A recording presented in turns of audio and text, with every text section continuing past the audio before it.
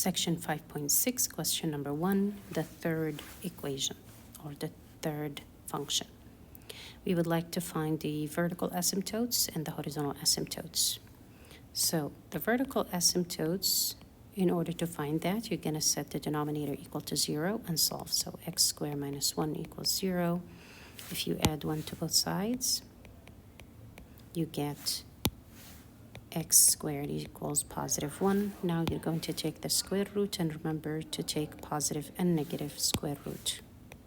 So x is equal to negative and positive 1, which means the asymptotes are x is equal to 1 and x is equal to negative 1. So I have two asymptotes here. So let me write that down.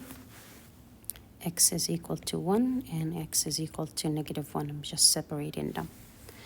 In order to find the horizontal asymptote, horizontal asymptote,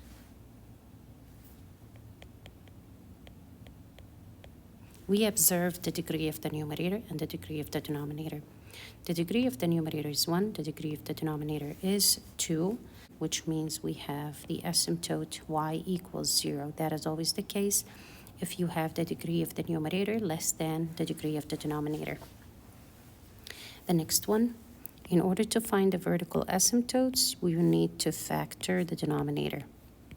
So x and x, we need two numbers. Their product is negative 14. Their sum is negative 5. That's negative 7 and positive 2.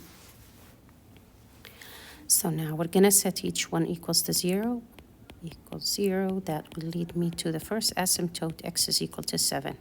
Vertical asymptote. If I set x plus 2 equals to 0, I will get my second asymptote that x is equal to negative 2. So these are the two vertical asymptotes. Now the horizontal asymptote.